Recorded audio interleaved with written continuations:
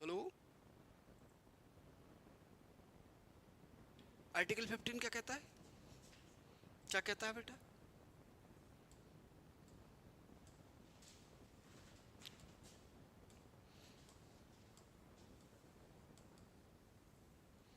Article 15 क्या कहता है? कोई डिस्क्रिमिनेशन नहीं करेंगे। किसके साथ? कास्ट के साथ। कोई डिस्क्रिमिनेशन नहीं होगा किसके? रिलीजन के साथ। कोई डिस्क्रिमिनेशन नहीं करेंगे उसके साथ रेस के साथ। जेंडर के आधार पर बताएं। आपने मॉमडन जो मेल फीमेल है वो 2019 से पहले डरी हुई रहती थी। है तो इंडियन सोसाइटी का हिस्सा। ये राइट भी तो उसके पास है, नहीं है? हाँ भाई, ये राइट भी उसके पास है या नहीं है? हो रहा था, नहीं हो रहा था? एग्जाम्पल से समझें अब आप। एक हिंदू लेडी अपने हस्बैंड से उतना नहीं डर रही क्योंकि उसे पता है कि उतनी जल्दी से तलाक होने वाला नहीं है हमारे बीच में, कोर्ट के जरिए होगा, क्योंकि हिंदू मैरिज एक्ट में लिखा हुआ है। मुस्लिम पर्सनल लॉ में लिखा हुआ है कि एक जो कॉन्ट्रैक्ट है, जो निकाह है, निकाह का नाम सुना है ना आपने? निकाह क्या है? एक कॉन्ट्रैक्ट है, दो लोगों के बीच में अंडरस्टैंडिंग है कि भाई ये शर्तें हैं, ठीक है जी, ये शर्तों में से आप इधर गई, गेट आउट फ्रॉम हेयर, मैं दूसरी ले आऊंगा। मेंटेनेंस कुछ नहीं है, सिर्फ एक मेहर की राशि है जो एक फिक्स हो गई है, वो आपको दे देंगे और 3 महीने मेंटेनेंस देंगे। जो बच्चे हैं वो आपके, मेरे नहीं है। तो किसके आधार पर हो रहा था भाई? जेंडर के आधार पर। सबरीमाला मंदिर इन केरला, फीमेल को एंट्री नहीं है। आपने टाइप ऑफ जस्टिस में चल रहे हैं तो पहला जस्टिस है सोशल जस्टिस, ठीक? सबरीमाला, शनि सिंगणापुर महाराष्ट्र मंदिर, फीमेल की एंट्री नहीं है। क्यों भाई? क्या आप उस जेंडर के आधार पर डिस्क्रिमिनेशन नहीं हो रहा है? हो रहा है नहीं। किसके आधार पर हो रहा है? जेंडर के आधार पर हो रहा है। और आर्टिकल 14 कहता है राइट टू इक्वलिटी देंगे हम। किसके बेस पे हो रहा है? जेंडर के बेस पे हो रहा है।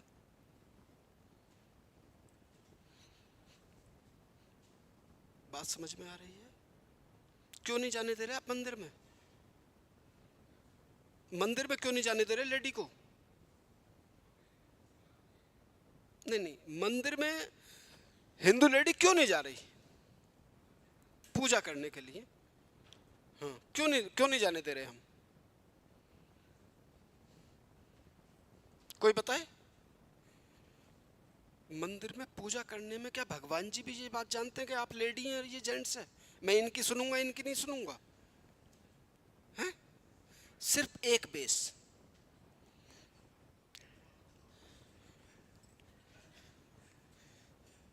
एक बेस जिससे हम आप सब सारे लोग पैदा हुए। पीरियड्स का टाइम फीमेल के। अब आप हमारी बात समझें। किसके बेस पे? सिर्फ इस बेस पे भगवान जी नाराज हो जाएंगे। आप ये जानते हो कि अगर दुनिया में हम आप आए हैं तो उस वजह से भी आए हैं। सबरीमाला, अरे सबरीमाला चल रहा है भाई साहब, न्यूज़पेपर में देखो। अब आप सुप्रीम कोर्ट में आ गया मामला। क्या ट्राइब्स में ऐसा है? नहीं है, नहीं है। तो राइट टू इक्वलिटी अगर ईमानदारी में देखी जाए तो कहां मिल रही है? ट्राइब्स में। मोमडन लेडी मस्जिद में नमाज नहीं पढ़ेगी, घर पढ़ेगी। तो आप बात, कार्ल मार्क्स इसलिए तो मुझे कई बार पसंद आ जाते हैं। वो कहते हैं क्लासलेस सोसाइटी होनी चाहिए। आप आर्टिकल 15 में कहते हैं हम इन बेस पर कोई डिस्क्रिमिनेशन नहीं करेंगे, और मैंने आपको 10 एग्जाम्पल सुना दिए। पार्लियामेंट में आपने अभी फीमेल को 33% रिजर्वेशन नहीं दिया, किसके बेस पे? जेंडर का ही तो बेस है। तो डिस्क्रिमिनेशन होना नहीं चाहिए, ऐसी हमने व्यवस्थाएं की हैं, ऐसा सिस्टम बनाया है, लेकिन उसके बावजूद भी दिखता तो है ही नहीं, दिखता दिखता है। तो क्या होना चाहिए कि ऐसा कोई डिस्क्रिमिनेशन नहीं होना चाहिए, और ऐसी वर्ल्ड में कोई कंट्री नहीं बनी बेटा जो डिस्क्रिमिनेशन ना कर रही हो। प्रयास है, कोशिश है हमारी आपकी कि ऐसा होना चाहिए। ठीक, तो सोशल जस्टिस पहला टाइप क्या है उसका? Social justice. इसमें कहता है इक्वल ट्रीटमेंट इन सोसाइटी। तो भाई साहब, अब आप समझदार हैं और मैंने कुछ आपको पढ़ाया भी है, समझदार बनाया भी है, तो मुश्किल काम तो है लेकिन कोशिश तो हमें करनी चाहिए। फीमेल अगर अपना यूनियन बना के, जैसे सुप्रीम कोर्ट में जा चुकी है, किसके लिए? शनि सिंगनापुर, एक शनि मंदिर है सिंगनापुर में, महाराष्ट्र में, उसमें एंट्री नहीं फीमेल की। तो सवाल ये उठ के आता है, क्या एसेंशियल पार्ट ऑफ रिलीजन है ये? भाई आप इतना तो आप समझदार हैं, सब मैच्योर लोग हैं, कि अगर हम आप दुनिया में आए हैं तो उसी वजह से आए हैं। तो इसका मतलब भगवान जी भी डिस्क्रिमिनेशन करते हैं? सवाल तो यही हो गया ना फिर। ठीक, चलिए, no discrimination on caste, religion, gender important in country like India. जैसे हम राइट टू इक्वलिटी दे रखी है आर्टिकल 14 में, दे रखी है। इक्वल प्रोटेक्शन ऑफ लॉ नहीं, वो बात अलग है, लेकिन राइट टू इक्वलिटी जरूर दे रखी है। बेसिक बात है कि उसमें कुछ अभी दिक्कतें चल रही हैं और उन्हें हम दूर भी कर रहे हैं। ठीक, वेलफेयर स्कीम्स सोशल जस्टिस का हिस्सा है। Welfare scheme, for example Ujjwala योजना, किसान सम्मान निधि। किसान सम्मान निधि का नाम तो सुना होगा, नहीं सुना सुन लीजिए, आपको वो गवर्नमेंट देती है 2000 रुपये हर 4 महीने में, एक साल में 6000। ठीक, उज्ज्वला योजना एलपीजी गैस सिलेंडर का जो कनेक्शन है फ्री ऑफ कॉस्ट देते हैं। किन लोगों को? जो दूर दराज के गाँव में रहने वाली फीमेल है, जो अभी भी ट्रेडिशनल फ्यूल पे खाना बना रही थी, उसके धुएं से उनकी आंखें और उनके लंग्स खराब हो रहे थे, इसलिए कहा कि इन्हें ये चीज़ें दी जाए, क्योंकि एक हेल्दी फ्यूल होना चाहिए। ठीक, अब वो अलग बात है, वो बहुत महंगा हो गया है, हर आदमी की पहुंच से बाहर है, लेकिन हमने कहीं ना कहीं प्रयास तो करा ही है। ठीक है, ठीक भाई। और देखें, इक्वल अपॉर्चुनिटी है इंडिया में, बिल्कुल है। आप प्रेसिडेंट बन सकते हो, आप पीएम बन सकते हो, आप एमपी बन सकते हो, आप आईएएस बन सकते हो, आईपीएस बन सकते हो। किसी जेंडर के आधार पर हमने किसी को यहाँ डिस्क्रिमिनेशन कर रखा नहीं कर रखा। फीमेल को हमने रिजर्वेशन और दे रखा है। जो हमारे डिप्रेस क्लास है, एससी एसटी ओबीसी, उन्हें भी रिजर्वेशन दे रखा है। क्यों दे रखा है? बराबरी में आ जाए। लेकिन फिर भी पॉलिटिकल में अगर देखा जाए तो अभी इन्होंने पार्लियामेंट में रिजर्वेशन उन्हें नहीं दिया है, तो कहीं ना कहीं जेंडर इनइक्वालिटी तो है ना, है। ठीक, तो अब देखिए, अब क्या दूसरा इकोनॉमिक्स जस्टिस। पहला टाइप था सोशल जस्टिस, दूसरा टाइप है इकोनॉमिक्स, तीसरा पॉलिटिकल। तो ये 5-6 जस्टिस हैं। तो आप देखें economics justice, fair distribution of wealth. वो कहता है डीपीएसपी में इंडिया में भी कि जो धन है, जो वेल्थ है, इसका कंसंट्रेशन रोकना है, अन्य फिर क्या हो जाएंगे? कैपिटलिज्म हो जाएंगे, कैपिटलिस्ट हो जाएंगे। और हम डिक्लेयर्ड हैं सोशलिज्म।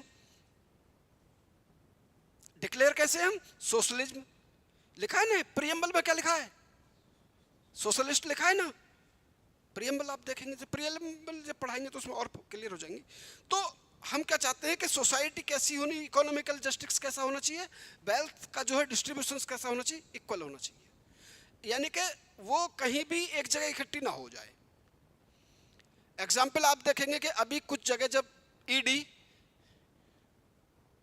ऑपरेशन चलाती है तो घर में 200-200 करोड़ रुपए कैश निकल के आता है, एक एक ऑफिसर के घर में। एक एमपी का चपरासी पियोन, उसके घर में निकले 100 करोड़ रुपए कैश। अलमारी खोलना अलवीरा तो ऐसे गिर रहे हैं। क्या हो रहा था भाई? ये एक पियोन की सैलरी कितनी हो सकती है? 50,000 मान लो, उतने पैसे कहां से आए? आप मेरी बात समझ रहे हैं ना? तो क्या है, ये रोकना चाहिए नहीं रोकना चाहिए?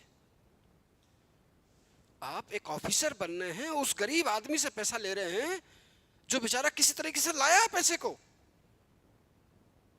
उसके घर में खाना बनेगा नहीं बनेगा इससे आपका कोई लेना देना नहीं है। चलिए, मिनिमम बैगेज, एक न्यूनतम मजदूरी अधिनियम होना चाहिए, इंडिया में है या नहीं होनी चाहिए? कि ऐसा ना हो, मान लीजिए आपने मुझसे 8 घंटे काम कराया और कहा लो सर 100 रुपये लो आप, क्यों साहब यही है मेरे पास,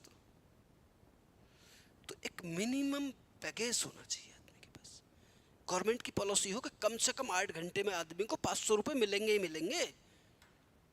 5,000 कमाए वो अलग बात है, वो डिपेंड करता है उसके स्किल पे।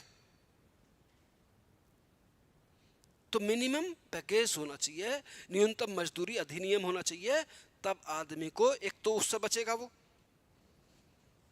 बेगार से, ठीक है। चलिए, इसी में ही है अभी, इकोनॉमिक जस्टिस में, ठीक। Removal, minimum baggage, removal of the poverty.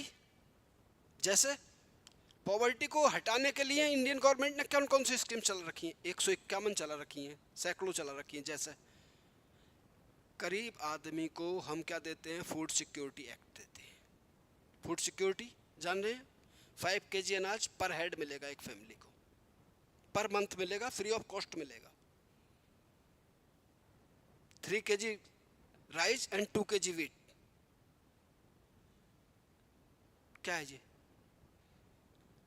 जिसके पास घर नहीं है, प्रधानमंत्री आवास योजना देंगे। जब ये न्यूज़पेपर पढ़ेंगे जो मैंने आप, विकसित भारत है, उसमें सारी चीजें हैं ये, ठीक। बूढ़े हो गए, काम करने लायक नहीं बचे, ओल्ड एज पेंशन देंगे हम आपको। कोई विडो है पेंशन देंगे, कोई डिसेबल्ड है उसे पेंशन देंगे, ठीक। क्या है ये? And equal pay for equal work, ये गवर्नमेंट की पॉलिसी है। बेशक ऐसा है नहीं, इम्प्लीमेंटेशन में देखा जाए तो ऐसा है नहीं। आज भी अगर दूर दराज के गांव में जाके आप देखें तो फीमेल को उसके काम का उचित मूल्य नहीं मिलता।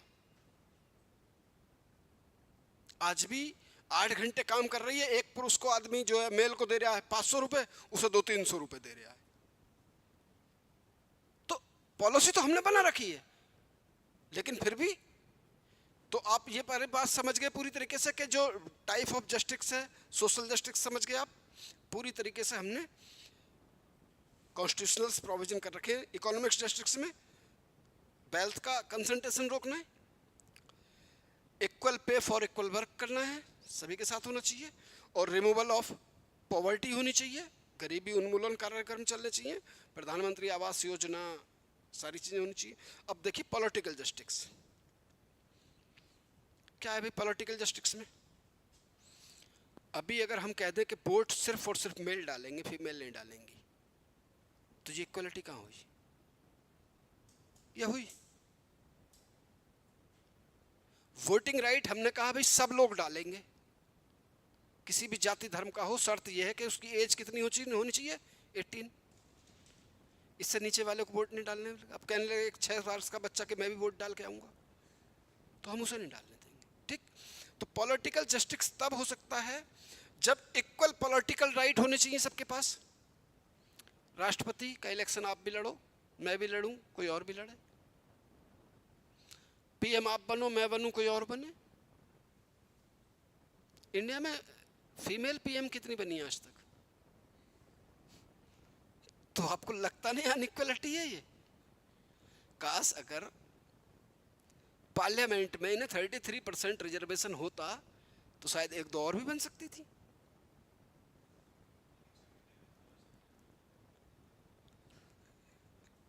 नहीं, आप मेरी बात समझ गए नहीं कि आज तक 50% पॉपुलेशन किसकी है इंडिया में? फीमेल है या नहीं है? लगभग फीमेल है, नहीं है? 50% में मेल है, और पीएम हमेशा मेल बनने आए। इससे भले तो हमारे श्रीलंका जैसे थे। समझ रहे हैं आप हमारी बात? चलिए, पॉलिटिकल जस्टिस में राइट टू वोट सबके पास होना चाहिए, तब जस्टिस होगा। राइट टू कॉन्टेस्ट इलेक्शन, सबके पास इलेक्शन लड़ने का राइट होना चाहिए। फ्रीडम ऑफ एक्सप्रेशन होना चाहिए। ऐसा ना हो कम्युनिटी तो कुछ भी बोल जाए, एक ने कुछ बोला नहीं उसे पकड़ लिया। ठीक भाई, ये नोट्स में तैयार करा रहे हूँ, आपको बिल्कुल एज इट इज दिया जाएगा, बस टाइप हो रहा है ये। ठीक है भाई, अब देखिए legal justice, fourth type of कौन सा है? Legal justice. लीगल जस्टिस किसे कह रहे हैं? कानूनी न्याय। कानूनी न्याय किसे कह रहे हैं? जिसके पीछे क्या होना चाहिए? लॉ होना चाहिए। ठीक, लिखे इक्वलिटी बिफोर लॉ। लॉ का फोर्स होगा नहीं होगा लीगल राइट में? लीगल राइट तो स्टेट दे रहा है ना, राज्य दे रहा है। ठीक, equality before law, rule of law, rule of law होना चाहिए नहीं? ठीक, and independent judiciary, and independent judiciary. Independent judiciary का क्या मतलब है भाई?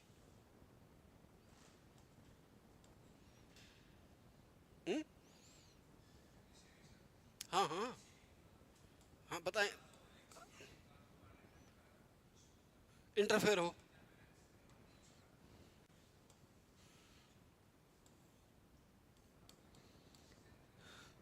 Independent judiciary. इंडिया की बात कर लेते हैं, कैसी है? इंडिपेंडेंट जुडिशरी है, और फेडरल फीचर भी है। कैसा भी है? फेडरल फीचर भी है और इंडिपेंडेंट। इंडिपेंडेंट का मतलब ये होता है कि इसके पास एक बहुत बड़ा राइट है, आर्टिकल 32, कॉन्स्टिट्यूशनल रेमेडीज, संवैधानिक उपचारों का अधिकार।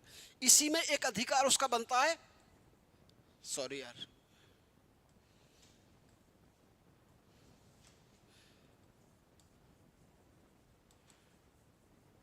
Judiciary reviews. ये सबसे बड़ा खतरनाक राइट है इसके पास। सुनिएगा इसके बेस, इसकी बात समझिएगा। जुडिशरी रिव्यूज क्या है कि ये किसी भी सेंट्रल कानून को, किसी स्टेट के कानून को, जब केशवानंद भारती का case basic structure of constitution आया तो आप हमारी बात समझिए, यहाँ सिर्फ 2 जगह लड़ाई थी और ज़्यादा लड़ाई नहीं थी। लड़ाई तो शुरू हुई थी वो 51 से ही हो गई थी जब हमने पहला संविधान संशोधन किया, लेकिन यहाँ आके उस लड़ाई का मतलब एक तरह से डिसीजन हो गया कि भाई आज के बाद ये लड़ाई खत्म हो गई। लड़ाई क्या थी? आर्टिकल 13 एंड आर्टिकल 368, ये 2 चीज़ों पर लड़ाई थी। सुनते रहना आप मेरी बात। आर्टिकल 13 कहता है कि ऐसी कोई विधि नहीं बनेगी जो भाग 3 का, पार्ट 3 का, फंडामेंट राइट का वायलेंस करता हो। आप मेरी बात समझिए। आर्टिकल 368 ये बात कहता है कि पार्लियामेंट के पास पावर है कि वो संविधान का में संशोधन, अमेंडमेंट कर सकती है। जब भी कॉन्स्टिट्यूशनल अमेंडमेंट होता है किस आर्टिकल से होता है?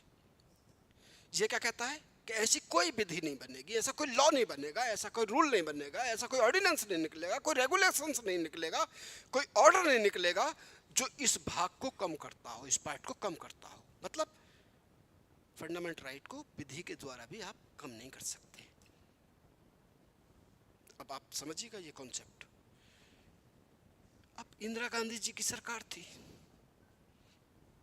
कहा भाई ये बताओ कि ये फिर कॉन्स्टिट्यूशन असेंबली ने क्यों रखा था? ये जब हम संविधान को समय के अकॉर्डिंग चला ही नहीं सकते तो फिर क्यों रखा था? ये इसका मतलब साफ साफ है कि इसमें वो पावर है, पार्लियामेंट में वो पावर है कि भारत के संविधान के किसी भी भाग में, किसी भी पार्ट में वो अमेंड कर सकती है।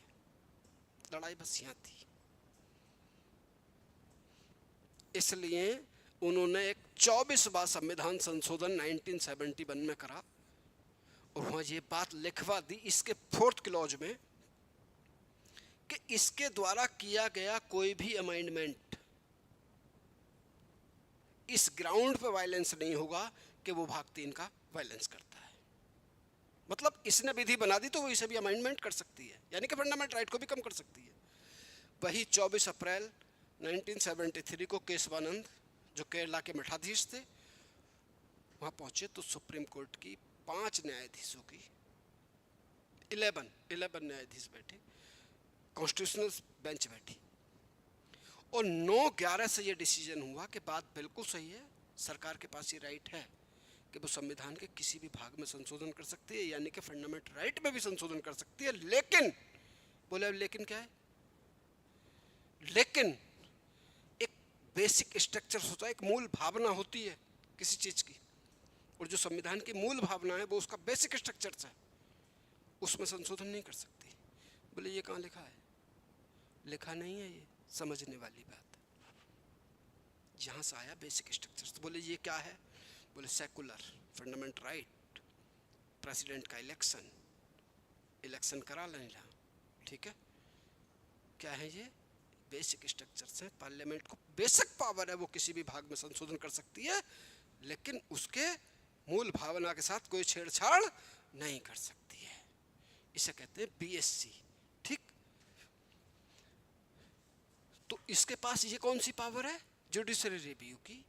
इंडिपेंडेंस अगर नहीं होती तो ये किसी के कानून को अच्छा या बुरा नहीं बता सकती थी, नल एंड वाइड नहीं कर सकती थी। इसलिए उसके पास ये करैक्टरिस्टिक्स है जुडिशरी रिव्यू, और वो किसी भी लॉ का, किसी भी रेगुलेशंस का, किसी भी रूल का, किसी भी ऑर्डिनेंस का, किसी भी ऑर्डर का क्या कर सकती है? जुडिशरी रिव्यू कर सकती है, और वो इस बात को चेक करेगी कि वो किसी का वायलेंस तो नहीं कर रहा है। अगर वो वायलेंस कर रहा है तो उसे क्या कर दिया जाएगा? नल एंड वाइड कर दिया जाएगा। उस कानून का कोई असर और प्रभाव इंडिया में नहीं होगा।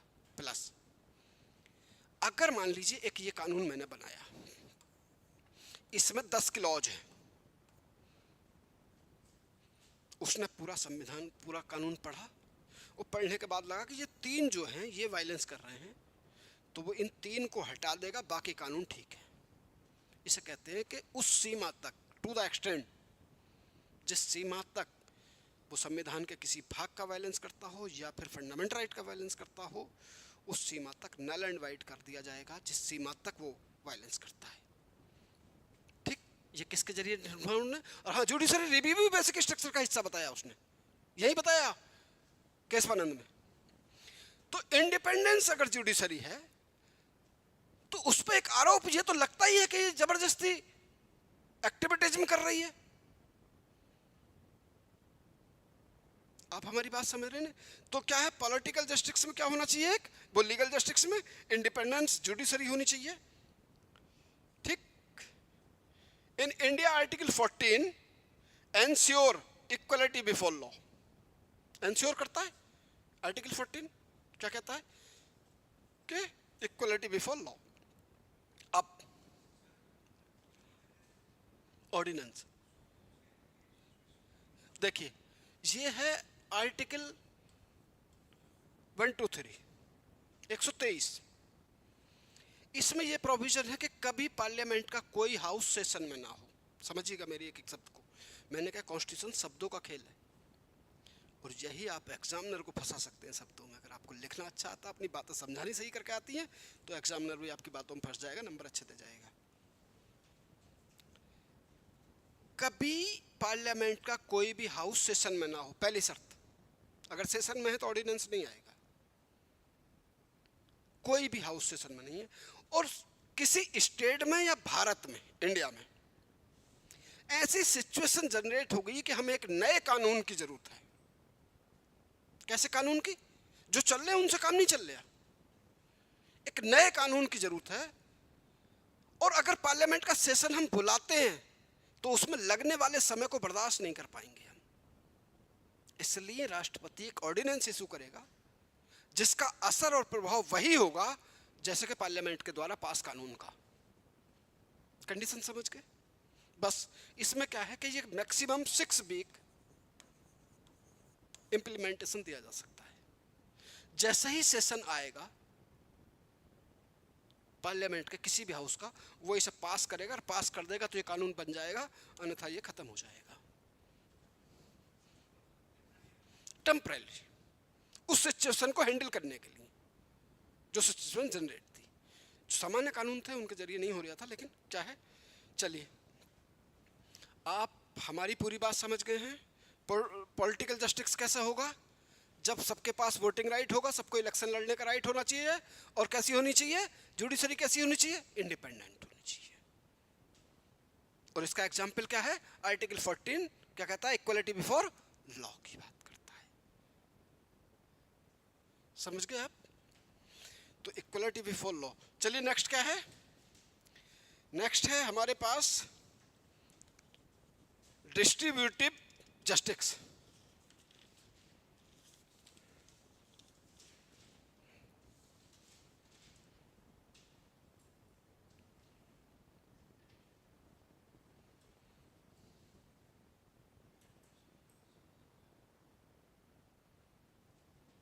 एक मिनट यार,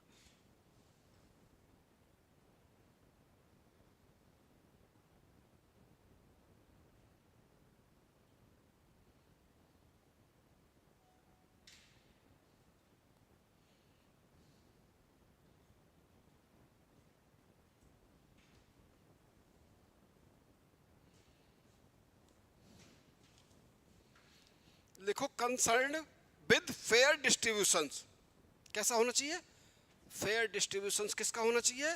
हेल्थ वेल्थ का, मतलब मिनिमम पैकेज होना चाहिए। और जो नीड्स हैं वो बेसिक नीड्स सबकी पूरी होनी चाहिए। ठीक। रिसोर्सेस पे कब्जा किसका होना चाहिए? सोशलिस्ट लोगों का होना चाहिए, गवर्नमेंट का होना चाहिए, जो उसे इक्वली डिस्ट्रीब्यूट करे। ठीक। सेकंड, अपॉर्चुनिटी कैसी होनी चाहिए? सेम होनी चाहिए सबके साथ। यानी कि डिस्ट्रीब्यूशंस कैसे होना चाहिए? वेल्थ का सेम होना चाहिए, मिनिमम होना चाहिए। ऐसा ना हो किसी के पास बहुत ज्यादा है और किसी के पास कुछ नहीं। किसी के पास खाने के लिए समय नहीं है और किसी के पास खाने के लिए नहीं है। दो बातें समझ गए नहीं आप? किसी के पास खाने का समय नहीं है और किसी के पास खाने के लिए नहीं है। तो ऐसे में क्या हो सकता है? रिवॉल्ट हो सकता है नहीं? अगर आपने फ्रेंच रेवोल्यूशंस को थोड़ा बहुत हिस्ट्री में पढ़ा हो तो क्यों हुआ? लुई 16, लुई 15 सुने नहीं? 16 के जो वेटिल का फोर्ट था उसमें कैसे जनता पहुंची? जनता ने कहा भाई रोटी दो, रोटी चाहिए। अब जो उनकी मिसेस थी वो निकल के आई, बोले भाई ब्रेड खा लो, रोटी नहीं मिल रही। तो आप समझिए कितनी लग्जरी लाइफ जी रहे थे उस टाइम। ब्रेड की बात कर रही थी, वहाँ बेसिक चीज नहीं थी लोगों के पास, रोटी नहीं थी। वो कह रही ब्रेड खा लो, तो आपको समझ में नहीं आ रही बात? उखाड़ दिया पूरा किला विला। याद है आपको? पढ़ी होकर हिस्ट्री, नहीं पढ़ोगे तो पढ़ लेंगे, आपको पता लग जाएगा कि रेवोल्यूशन कब आएगी? जब डिस्क्रिमिनेशन से बहुत ज्यादा होगा। भाई इस आदमी को तो गुस्सा आएगा ना भूखे को, तो कुछ ना कुछ तो करेगा। आप पहले मेरी बात समझ गए? सिविल वॉर जैसी हालात क्यों होते हैं? इसलिए होगा, नहीं होगा ही नहीं। ठीक भाई। तो कैसे कैसे होना चाहिए? डिस्ट्रीब्यूशन कैसा होना चाहिए? इक्वलिटी के साथ हो, अपॉर्चुनिटी सबके साथ हो, रिसोर्सेस पर सबके साथ कब्जा हो। ठीक। और ऊपर से क्या हो? वेल्थ का भी कंसंट्रेशन नहीं होना चाहिए, एक जगह की या किसी हाथ में कंसंट्रेट नहीं होनी चाहिए, सबके पास होना चाहिए। चलिए अब एक है लास्ट वाली जो टाइप ऑफ जस्टिस है, उसमें है करेक्टिव करेक्टिव जस्टिस।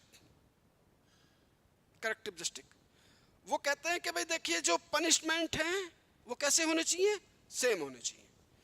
चोरी की इवेंट चाहे वो ब्राह्मण हो, क्षत्रिय हो, वैश्य हो, शूद्र हो या ट्राइब्स हो, सेम होना चाहिए। यानी आप वैदिक एरा में देखेंगे कि ब्राह्मण को गाय चुराने पर भी कोई सजा नहीं थी, अगर शूद्रा ने गाय चुरा ली तो उसके हाथ काट दिए गए। डिस्क्रिमिनेशन किस आधार पर था? कास्ट पे। तो ऐसा ना हो, ऐसा अरे आप शुक्र मनाओ बहुत बहुत ज्यादा है कि हम उस पीरियड में पैदा हुए हैं जहां ये चीजें खत्म होने पे थी। अगर आप अपने दादाजी के दादाजी मिल जाएं, आपको कहीं मिलेंगे नहीं खैर इस टाइम, लेकिन अगर दादाजी के दादाजी मिल जाएं तो पूछ के देखो उनसे क्या हालत थी। फिर आप बात करते हो कि साहब इक्वलिटी चाहिए हैं? फिर आप बात करते हो कि नहीं साहब रिजर्वेशन क्यों दे रहे हो आप? समझ रहे हैं आप हमारी बात? तो भाई साहब देखो ये काम तो कैसा होना चाहिए भाई? पनिशमेंट सेम होने चाहिए, ठीक, कंपनसेशन भी मिलना चाहिए, और लीगल रेमेडीज होनी चाहिए कि अगर कोई कानून का वायलेंस हुआ है तो उसे कहीं जाने का राइट होना चाहिए कि वो सुप्रीम कोर्ट में जाके कह दे कि नहीं सर मेरे साथ ये गलत हुआ है, देखो मैं बहुत परेशान हूँ, मेरे तो फंडामेंटल, मेरे तो सीधा सीधा मुझे बताया नहीं और पुलिस वाले मुझे अरेस्ट करके ले गए और पूरी रात मेरी कुटाई करी है। किस बेस पे? बोले तो आप जो इस जाति के हो या इस रिलीजन के हो। बोले अच्छा कौन है? बोले ये उठा लाओ। क्या होना चाहिए उसके पास? रेमेडीज होनी चाहिए, कॉन्स्टिट्यूशनल रेमेडीज होनी चाहिए, लीगल रेमेडीज होनी चाहिए कि वो संवैधानिक उपचारों का अधिकार उसे मिल जाए।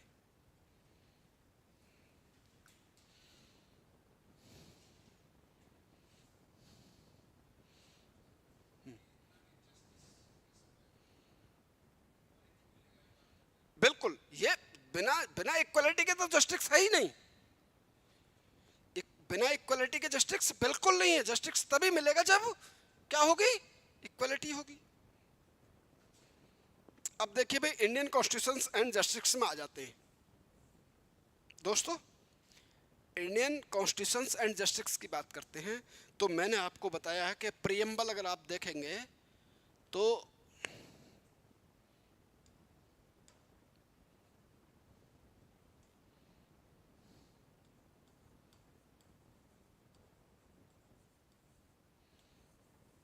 क्या कहती है प्रियम्बल? 3 जस्टिस की बात करती है। सुन रहे हैं आप मेरी बात?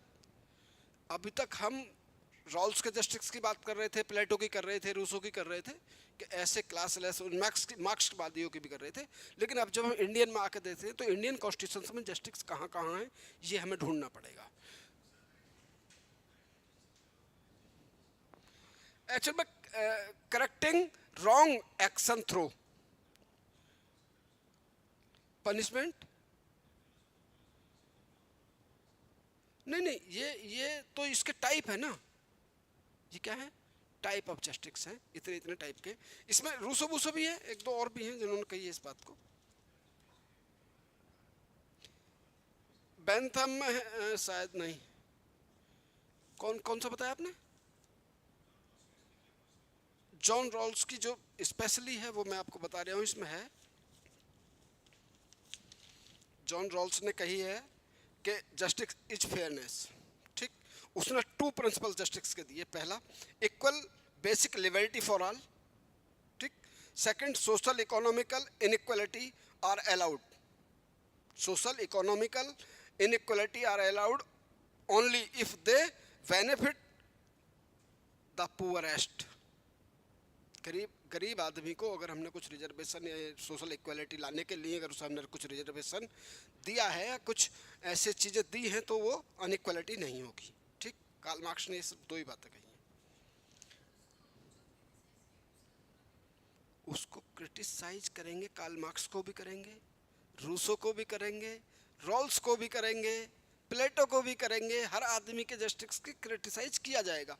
अब क्रिटिसाइज करने की बात यह है कि देखिए वो तो हर आदमी को करा जाएगा। पॉलिटिकल साइंस का मतलब ही ये है कि वो जो आदमी कोई बात कह रहा है तो उसके पीछे कोई रैशनैलिटी है, तर्क है उसका, ठीक। तो हो सकता है दूसरे का तर्क उसके काम ना आ रहा हो तो वो उसको क्रिटिसाइज तो करेगा ही, ठीक। तो अभी फिलहाल हम ये देखते हैं कि इंडिया में जस्टिस कहाँ कहाँ है।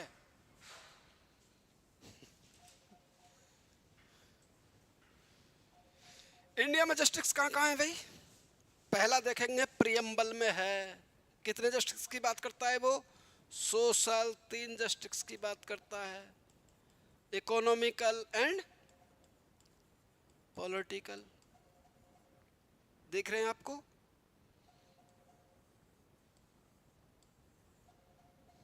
Social, economical and political.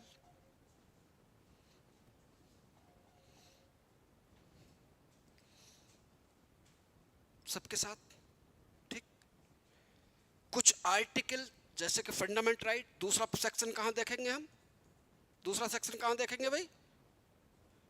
Fundament right में।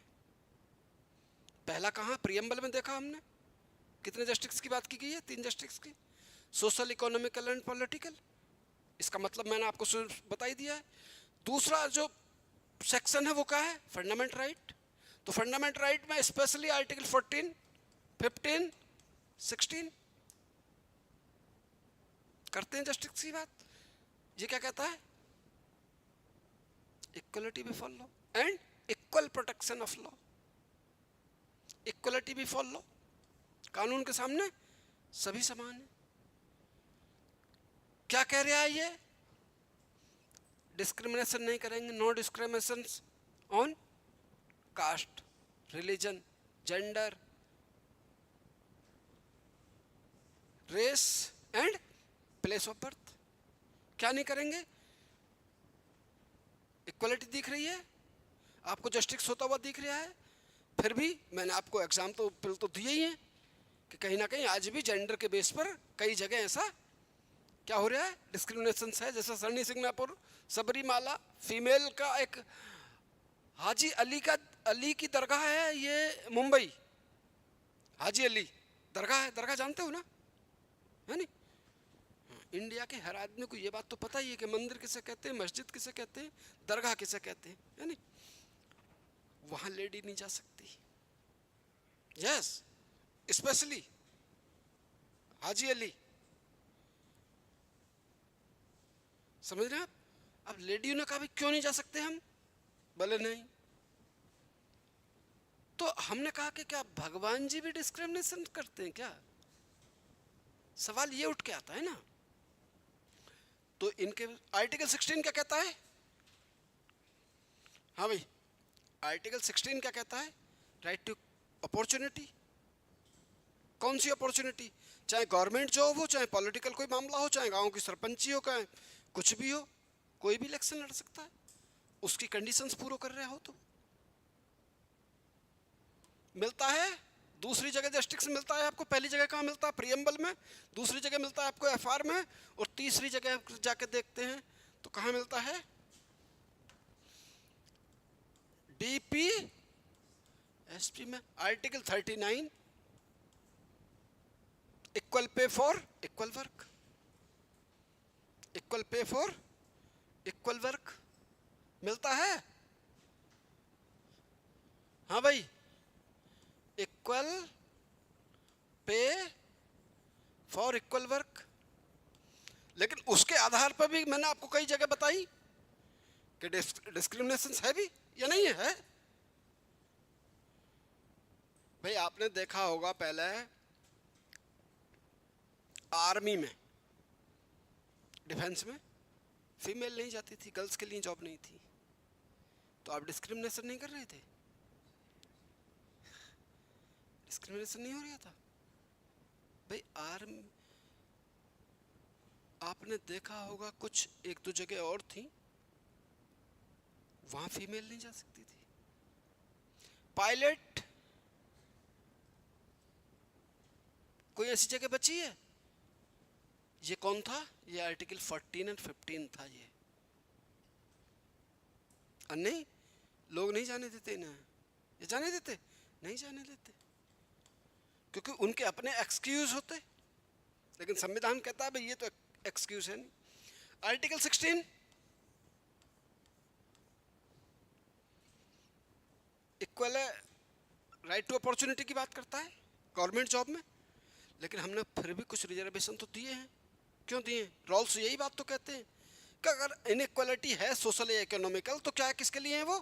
किसी को अगर हमने बराबरी में लाने की बात कही गई है, उसे एक रिजर्वेशन दिया है या उसे कुछ प्रिविलेज दिए हैं, तो इस बेस पे दिए हैं क्योंकि उसकी कंडीशंस औरों के मुकाबले डिफरेंस थी। तीनों जगह आपको मिला है, जस्टिस मिला इंडिया में। बेशक वो अलग बात है कि चीज़ें अभी भी उस लेवल पर नहीं है जिस लेवल पर हमने सोच बना रखी है अपनी। लेकिन सोच तो बना ही रखी है ना, तो काम तो हम कर ही रहे हैं। अभी आप इसमें कई एग्जाम्पल दे सकते हो, जैसे कि ट्रिपल तलाक पे, सबरीमाला, सनी सिंगापुर और अगर आप और अच्छा एग्जाम्पल दे सकते हो तो आप देखेंगे कि कुछ इंडिया में ऐसी भी कम्युनिटी है जिसमें कभी जेंडर के आधार पर कोई डिस्क्रिमिनेशन नहीं है। फॉर एग्जाम्पल ट्राइब्स, यह है नहीं है, यहाँ नहीं है, मुझे पता है ना, मैंने तो बहुत स्टडी करी है ना सारी चीज़ें इंडिया की, नहीं है। लेकिन अगर यही बात अगर आप हो जाके देखे जाए नॉर्थ इंडिया में, तो आज भी लड़की के जन्म को अच्छा नहीं मानते वो लोग, गर्ल्स के जन्म को अच्छा नहीं मानते, उसे अपने ऊपर बर्डन मानते हैं। इसलिए क्या हो रहा है वहाँ, सेक्स रेशियो घट रहा है, इसलिए क्राइम का ग्राफ बढ़ रहा है। समझ रहे हैं आप हमारी बात? भाई चीज़ों को बैलेंस करने के लिए तो भगवान जी ने दो चीज़ बनाई हैं, मेल और फीमेल, बैलेंसिंग ही तो है। इस बैलेंस में अगर आप कुछ गड़बड़ करोगे इधर उधर तो फिर दिक्कत तो आएगी आएगी या नहीं आएगी? आएगी। अच्छा,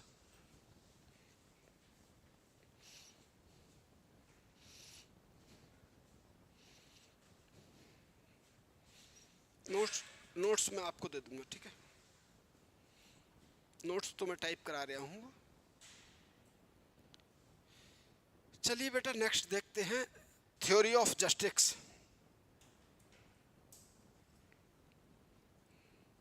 थ्योरी ऑफ जस्टिस, देखो जैसे मैंने बताया वो थ्योरी पूछे तब आपको ये बतानी है नहीं? और वो क्या पूछे, टाइप ऑफ जस्टिस पूछे तो वो 5-6 मैंने बता दी, वो बताने हैं आपको। अपना काम इसमें ही हो जाएगा, हमें बहुत ज़्यादा परेशान होने की ज़रूरत बिल्कुल नहीं है, ठीक है? तो थ्योरी ऑफ जस्टिस, एक तो लिबरल थ्योरी ली है, एक है कैसी, लिबरल थ्योरी। ये क्या कह सकती है बेटा? भाई ये बात कह रही होगी इंडिविजुअल फ्रीडम इज इम्पोर्टेंट, ये नहीं है? हर आदमी को राइट है, कैसा इंडिविजुअल राइट है उसके पास। भाई अगर मान लीजिए हमने फंडामेंटल राइट दिए हैं तो किसे दिए? ये पर्सन को दिए ना। तो पर्सन एक फैमिली में 4 भी हो सकते हैं, ऐसा तो नहीं परिवार के मुखिया को दिया हमने, हमने पर्सन को दिया है। और पर्सन का मतलब यहाँ विदेशी भी है, राइट टू इक्वलिटी, ऐसा ही नहीं कि इंडिया के लोगों को, पर्सन को है ये। और पर्सन का मतलब है कोई बाहर का लोग भी हो सकता है, ऐसा नहीं कोई बाहर का आया उसे कूटना पीटना शुरू कर दो, वो भी सुप्रीम कोर्ट चला जाएगा और उसे भी वो रेमेडीज मिलेंगी जो एक सिटीजन को मिलती है। तो इंडिविजुअल क्या कह रहे हैं, individual freedom in is important, equal right and opportunity same होनी चाहिए, ठीक? और इसको सपोर्ट करते हैं रूल्स। लिबरल थ्योरी को सपोर्ट कौन करते हैं जस्टिस की? रूल्स। क्या कहते हैं वो, individual freedom is important, equal right and equal opportunity.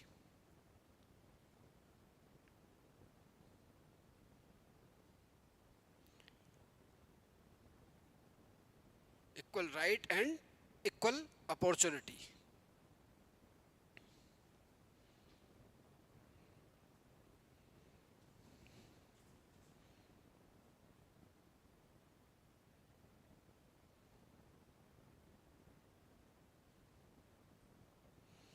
Equal right and equal opportunities supported by rules. समझ गए आप पहली बात? अब दूसरी थ्योरी है मार्क्सिस्ट, MARXIST, मार्क्सिस्ट थ्योरी, यानी कि मार्क्सवादियों की होगी और किसी की होगी, इनकी होगी। ये क्या कह रहे हैं, फोकस ऑन इकोनॉमिक्स इक्वलिटी। मैंने पहले ही बताया, ये क्या बात कहता है कि पैसा सबके पास होगा तो दोनों जस्टिस अपने आप मिल जाएंगे।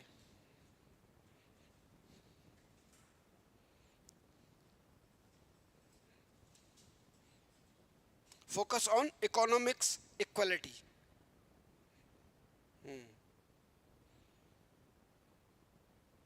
इसी में second point, criticise the capitalism.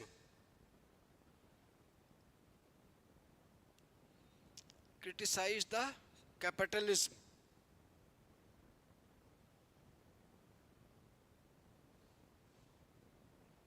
हो गया बात आगे समझ में? होना चाहिए नहीं होना चाहिए?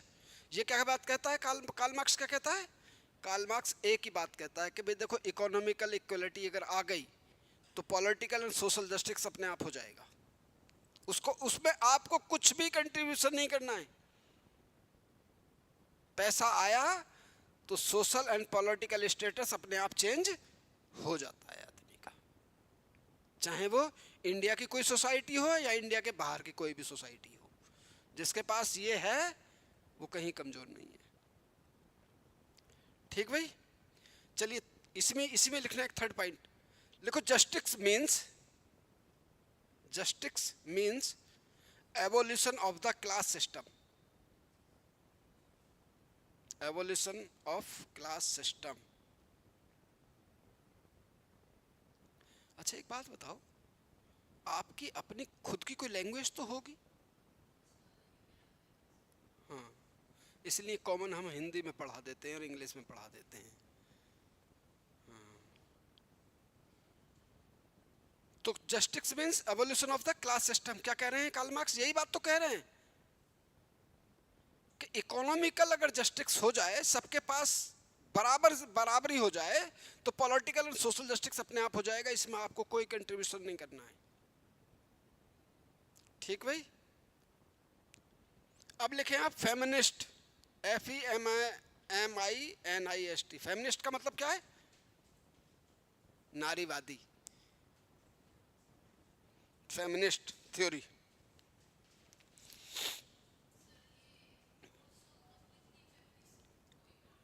बिल्कुल बिल्कुल बिल्कुल। फेमिनिस्ट क्या कहेंगे बेटा? नारीवादी। भैया इन्हें बराबरी का हक दो, इनके साथ इक्वलिटी के साथ पेश आओ, इनके साथ कोई डिस्क्रिमिनेशन ना करो। ठीक है, इन्हें गवर्नमेंट जॉब में बराबरी दो, इन्हें रिजर्वेशन भी दो। मतलब कुल मिला के उनके कहने का मतलब ये है, फोकस ऑन जेंडर जस्टिस की बात करते हैं वो। Focus on. अच्छा एक बात और कहते हैं, देखिए बड़ी अच्छी बात है वो ट्राइब्स में, इंडिया के नॉर्थ में नहीं है।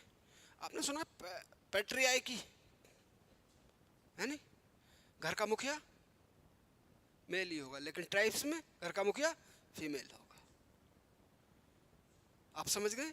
यही बात कहते हैं ये फेमिनिस्ट वाले लोग। क्या है? Oppose the patriarchy. किसे ओपोज करते हैं वो?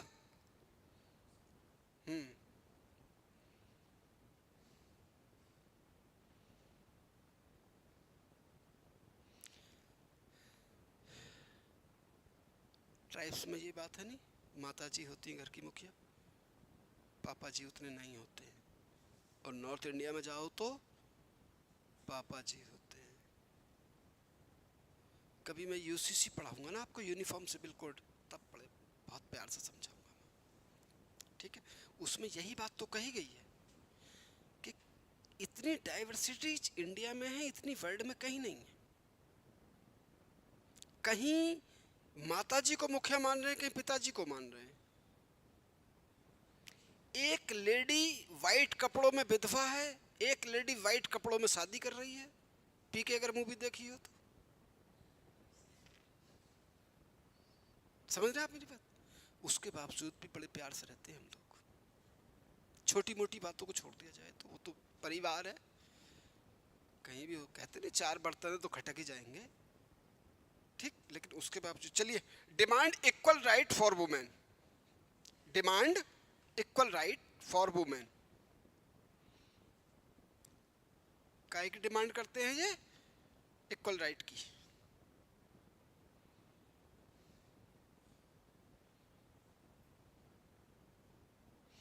अब एक थ्योरी और बाकी बची है, लिखें आप। UTILI, हाँ, UTILITARAR, UTILITARIAN।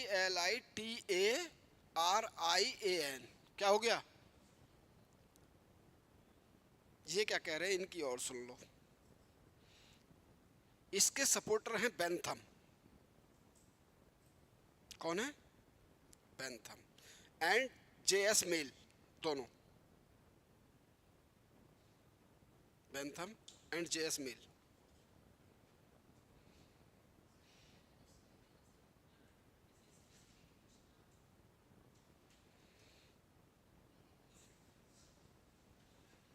फेमिनिस्ट के कई एक हैं, देख लेना बुक्स में कोई।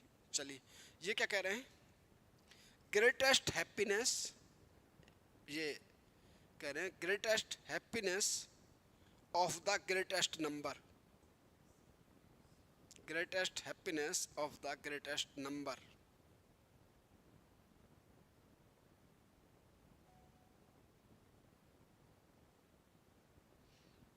इसी में लिख लो एक और point, justice is what increase total happiness. समझ रहे हो, किसी को जबरदस्ती हंसा के आप हैप्पीनेस कह सकते हो, जस्टिस कर सकते हो। किसी की सारी प्रॉपर्टी ले लो और उससे कहो भी हंस, नहीं हंसेगा तो कुटेगा।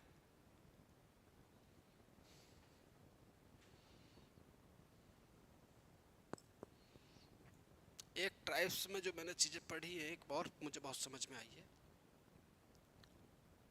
देखिए, आदमी जब पढ़ता है ना तभी समझ में आती है बातें। ऐसे एक माइंड बना रखा होगा यार ऐसे वैसे, उनकी कल्चर को देखो सही पढ़ के। एक यहाँ ये है कि एक्स्ट्रा मैरिटल अफेयर नहीं होता ट्राइब्स में, मतलब जहाँ तक मैंने पढ़ा है, लेकिन अब चीज़ें बदली हो तो मैं नहीं जानता, लेकिन मैं इसका बड़ा सपोर्टर हूँ। आप आज जितनी भी मर्डर्स हो रहे हैं उसकी अगर हिस्ट्री चेक करी जाए तो लगभग 80% जो मर्डर हैं वो इस सेंस पे हैं। जब भी आप आईपीएस पढ़ेंगे, आईपीएस बनेंगे, तो आप देखेंगे कि सबसे पहले इन्वेस्टिगेशन यहीं से स्टार्ट होता है। एज क्या थी, शादी कहाँ हुई थी, कितने बच्चे थे, फ़ोन चेक करा जाएगा, किससे बात हुई थी लास्ट, तो कहीं ना कहीं वो रिजल्ट निकल के वहीं से आता है। देखिए, कंक्लूजन और लिख लीजिए, बस हो गया काम अपना। Conclusion, conclusion, CONCLUSION, conclusion. देखिए, justice is the backbone of political philosophy, justice is the backbone of political philosophy and democracy,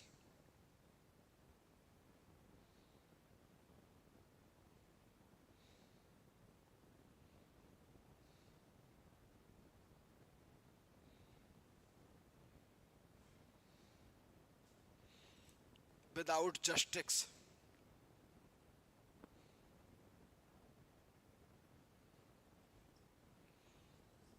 नहीं लिखे। इसमें एक पॉइंट बना के देखो, इस तरीके से पॉइंट बना दीजिए, नो इक्वालिटी, बिना इक्वालिटी के जस्टिस हो सकता है? नहीं हो सकता। नो राइट, जस्टिस हो सकता है? नहीं हो सकता। नो डेमोक्रेसी, मोनार्की में राइट की बात हो सकती है? नहीं हो सकती है। एंड नो पीस,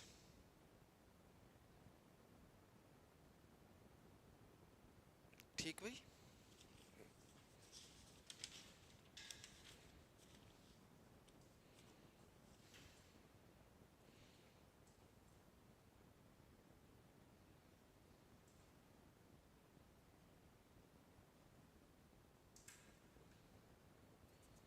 क्या आप हमारी बात समझ गए पूरी तरीके से? जस्टिस में हम क्या क्या चाहते हैं, type of justice, social, economics, political, legal, है नहीं? याद रहेंगे आपको? नहीं, ऐसे ऐसे ज़्यादा याद रहेंगे आपको, ठीक। पॉलिटिकल, सोशल, इकोनॉमिकल, है नहीं, लीगल और डिस्ट्रीब्यूटिव और करेक्टिव। कितने जस्टिस हैं? ये टाइप हो गए। थ्योरी क्या है? लिबरल है, मार्केटिस्ट है एंड फेमिनिस्ट है। तो आप बताएंगे थ्योरी में कितनी चीज़ें हैं? 4 चीज़ें हैं। टाइप कितने हैं? वो 5 या 6 हैं मेरे ख्याल से, ठीक। अब अगर वो पूछे कि इंडियन कॉन्स्टिट्यूशन में जस्टिस कहाँ नजर आता है, तो आप क्या बताएंगे? प्रीएम्बल में 3 जस्टिस। आप फंडामेंटल राइट में बताएंगे कौन कौन से आर्टिकल? 14, 15, 16 है। और डीपीएसपी में बताएंगे article 39, equal pay for equal work. तो कैलकुलेशन में लिख सकते हो कि इसके बिना ये चीज़ें संभव नहीं है। हो गया काम अपना। ये नहीं हुआ। अब वो आपसे कैसे ही टाइप में पूछ ले, थ्योरी पूछ ले, मीनिंग पूछ ले, आप इसे बता सकते हो या नहीं? बस इतना ही आपका एपीपीएससी पूछता है आपसे। समझ गए आप पहले मेरी बात?